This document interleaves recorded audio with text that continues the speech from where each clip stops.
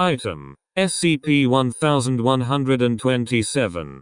Object Class. Safe. Special Containment Procedures. Instances of SCP-1127 identified outside of containment are to be investigated by MTF-MU-53. Ebbert's Thumb. Physical copies of SCP-1127 are to be seized, and digital copies are to be captured on secure encrypted recording media before being neutralized.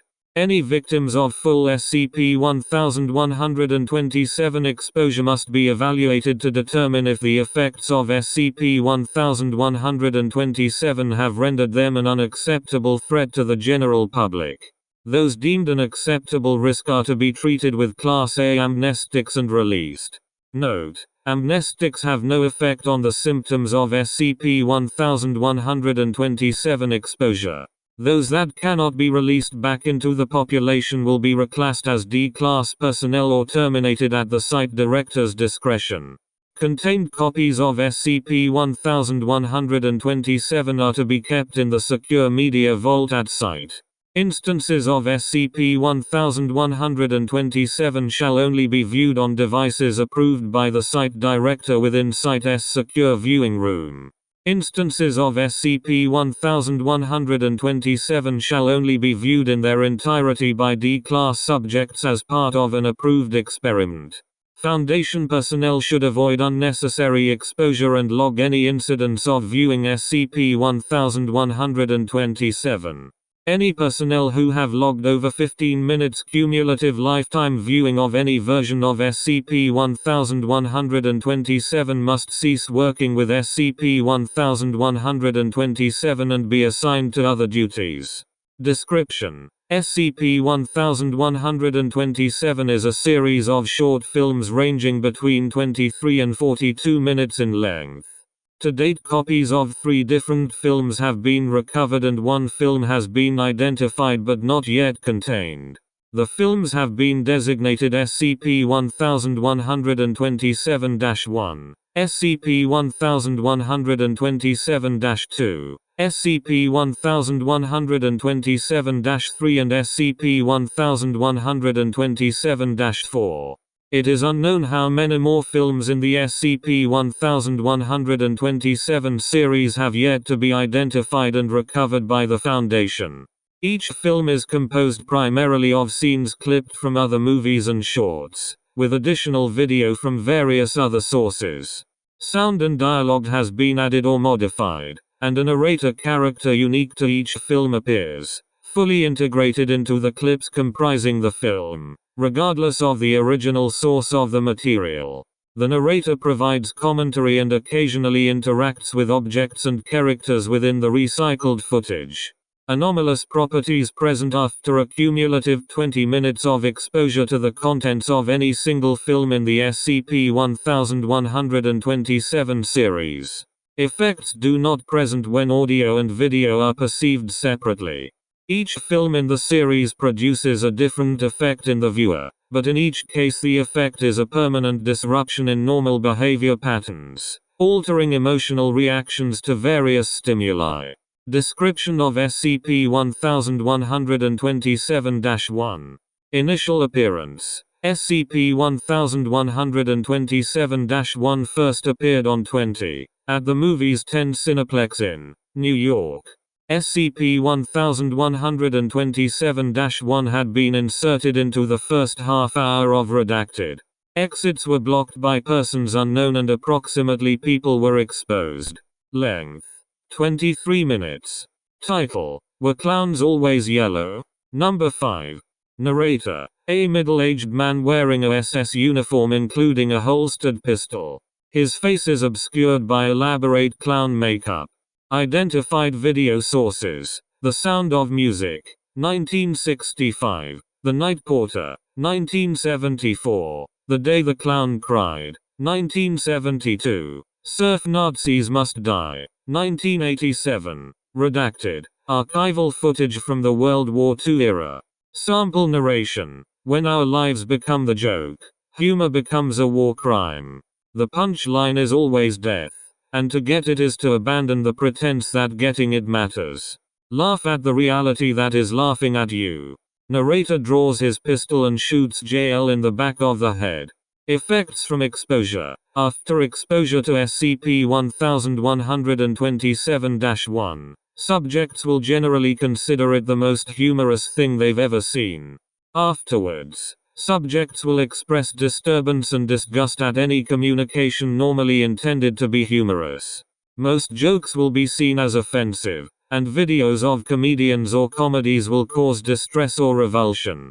One D-class subject had to be physically restrained when shown an episode of Monty Python's Flying Circus after exposure. Conversely, communication that might normally be cause of distress prior to exposure, autopsy photos, graphic war footage, videos of public suicide, will be seen as amusing or funny. Conclusions. Victims of SCP-1127-1 exposure are deemed safe to re-enter the general population after administration of Class A amnestics. Description of SCP-1127-2. Initial appearance. On 20, a copy of SCP-1127-2 was uploaded to .com and registered views before exposure was contained with a DMCA notice.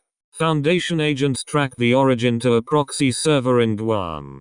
Investigation continues as to its origin. Length: 37 minutes. Title: Crazy Where You Are. Number 0. Narrator: a female child approximately 12 years old, wearing a blue dress and a black domino mask. She carries a teddy bear that she slowly dismembers with a small knife during the course of the film.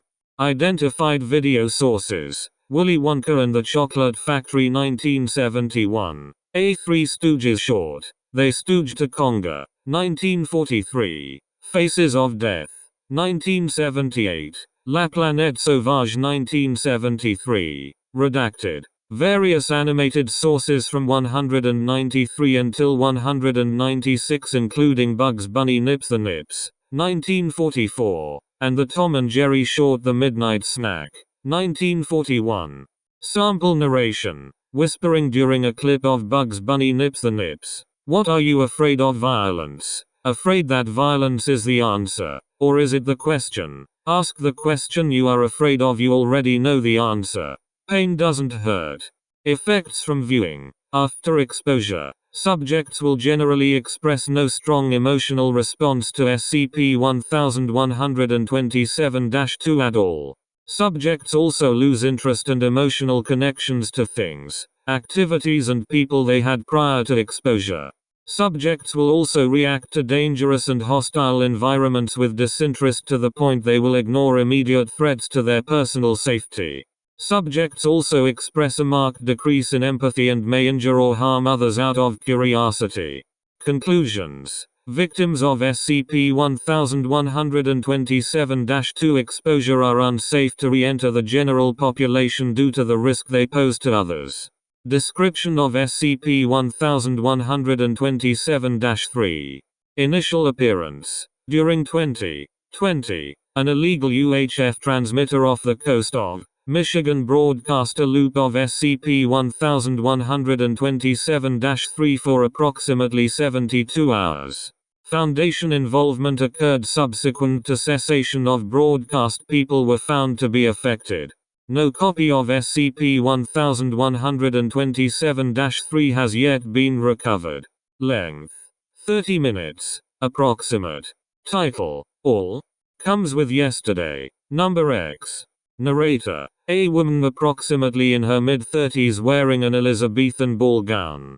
She wears a metallic golden mask in the form of a rat's face. When she is in profile, the mask appears to be stitched to the side of her head. Some blood is visible. Identified video sources: RoboCop 1987, Eraserhead 1977, The Ten Commandments 1956, Natural Born Killers 1994, Dawn of the Dead 1978, Apocalypse Now 1979. Sample narration. Monotone. 3-second beat between words. Desire. Aspire. Require. Conspire. Acquire. Retire. Expire. Quire. Pyre. Liar. liar, liar, liar, continues saying liar for several minutes.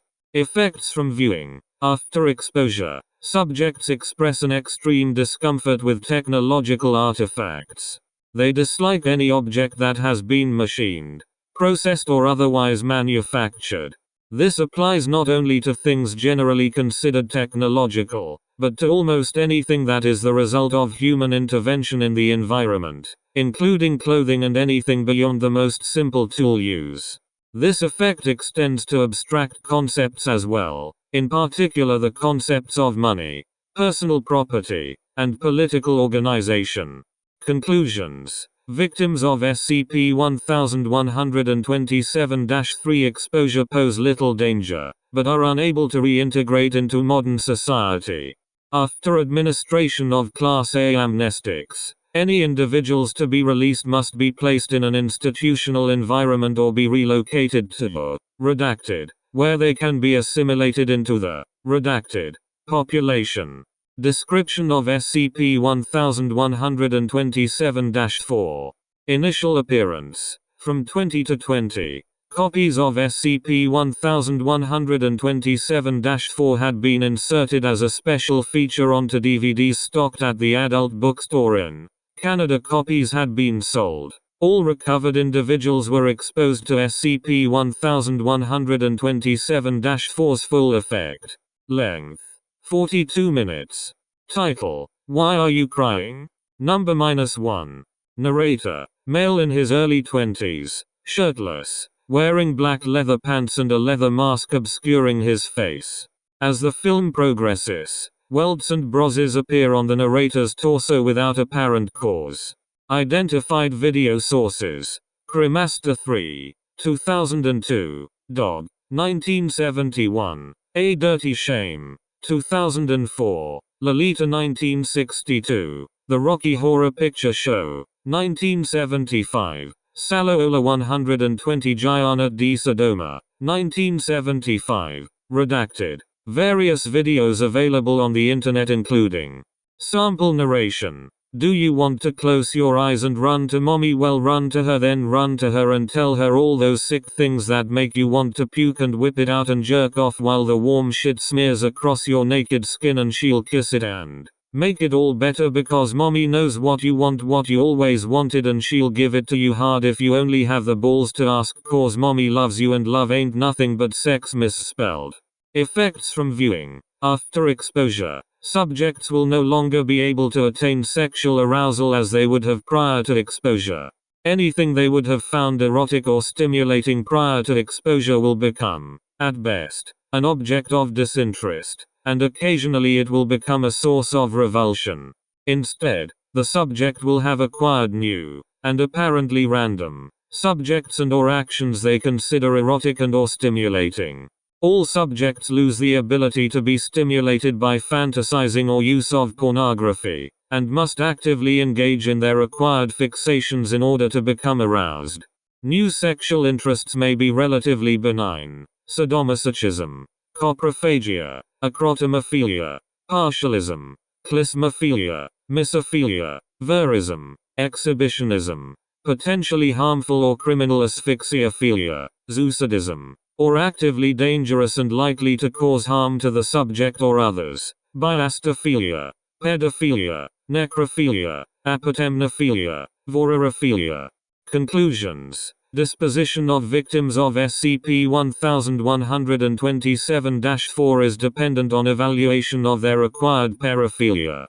Because of the necessity of the subject to act on these desires to achieve any form of sexual function, any subject expressing a paraphilia that requires a non-consensual partner, or a partner that cannot legally consent, and/or risks actual permanent physical harm or death of the subject and/or partner shall be deemed unsuitable for release.